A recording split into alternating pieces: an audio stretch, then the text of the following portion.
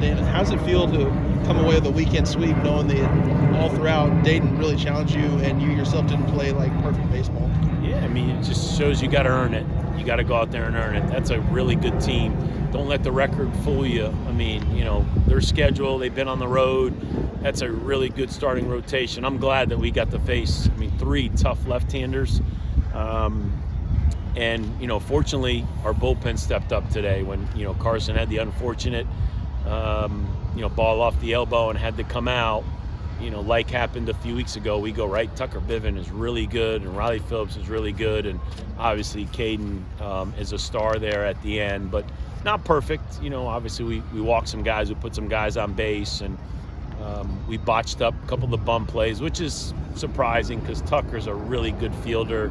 He's an infielder. He'll make those plays next time. I promise you. He'll be better in bunt defense. What was it like playing all weekend with emotions kind of high at times on both sides, and what are some lessons you can draw when things were seeming like they were starting to come to a head in this game? Yeah, it's good. That's we're going to get that in ACC play and with our rivals, and you got to control your emotions. It's a passionate group. They work hard. The bar is set high. They have a lot of goals, and they want to win. So, but you got to control your emotions and not get too high, and obviously don't get too low. And I thought we handled it pretty good. I didn't think we crossed the line, and I thought we kept it together pretty good. What do you think overall from the bullpen performance this weekend? Because heading into the season, a lot of people thought, okay, what can this pitching staff do? And it seems like so far this year, not only the starters have run well over the first month, but the bullpen's starting to come around as well. You got to be pleased, as you saw the bullpen down in Houston, and then again, guys like Webster come out on Friday and get you to the finish line. And it seemed like this weekend, Koger comes out yesterday, can get you to the finish line. And here we are today, having to go to the bullpen early. Biven, and like I said, and Phillips, and realize, Riley Phillips, we flipping the ball with the bases loaded.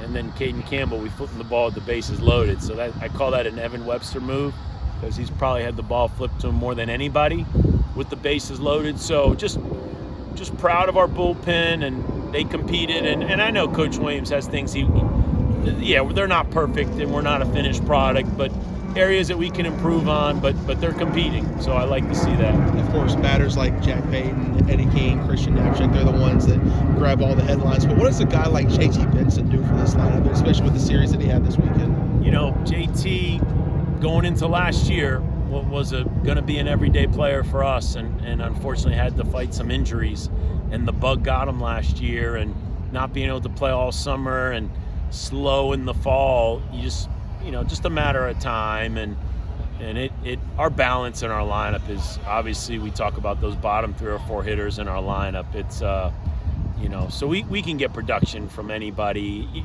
Everyone's not all going to be going at the same time. So but JT has played great past couple weeks. It's fun to see because, like I said, these kids work hard, and they're enjoying it. They're having fun, and you could tell they really trust each other. As far as it goes with Riley coming out of the bullpen, do you think some of the improvement the last couple outings has just come from maybe just a little bit of pressure out of the bullpen, and not starting, or no? I don't know if it's pressure. It's just spending some time with Coach Williams. There's just things you got to work on. Like we talked about JT. I go back to Riley. Didn't get to pitch in the summer or the fall, and just didn't get enough game reps. As we talk about pitching and competing and getting off the field and making pitches, it's just hard when you don't get to compete for so many months. And I thought today was definitely a step in the right direction. Yeah, he kind of hit a wall there a little sooner than we would have liked. He's got 2 strikes on both those hitters, and he lets them get away. But I thought it was just a really good step in the right direction. And as far as it looked like you gathered the team there in the 5th inning. Can you share anything with us that you had to say just to kind of rally the guys there? Well, it wasn't so much rally. Just you got to know that when the umpire warns both dugouts, you just got to make sure that's your warning. So, don't do anything stupid. Don't let the emotion get the best of you. As I challenge the umpires, the last thing you want on either side is somebody to get thrown out and it has an impact on the game. Let the players decide the game. And I thought the umpires did a good job of controlling, like you say, a lot of emotion on the field this weekend. You've probably got to like a little bit of that competitive edge, don't you? No, I mean these guys are gonna fight. I mean these guys got to earn it. We talk about toughness and but again you got to throw the ball, hit the ball, and catch the ball. It's not sticking your chest out and screaming words and saying things, and it's about playing the game. So at the end of the day, as we say, be professional. You got to be laser focused and you got to play the game, because when you go on the road, there's going to be some hostile crowds and there's going to be some nasty things said at you, and you got to be able to block it off. You got to be able to just smile, have fun, and compete. You guys obviously have one more midweek until the start of conference play. You guys 14, 13-1, but where do you think this team has the most room to improve heading into the start of conference play? Oh man, I mean there's a lot. I mean we spent a lot of time talking about our base running, our base stealing. There's areas I just want to get better in. You never have all the hitters locked in, so Coach Snyder and Coach Vrabel will be working with them. I know Coach Williams. I think the pitchers are in a good spot, but we still got to get some guys going. We got to get Corbett going and maybe Galvan and get a couple other guys in the mix to strengthen our bullpen. So it's early, man. We got a lot of baseball to play. So as we keep saying, man, let's just learn and grow. Just learn and grow. Does some of the base running, mistakes that have happened so far this season, does that cause you to think a little bit about how aggressive you will continue to be, or do you just try to coach through those things? No, some of it is young guys. Young guys seem to make more mistakes, then we get a little tentative.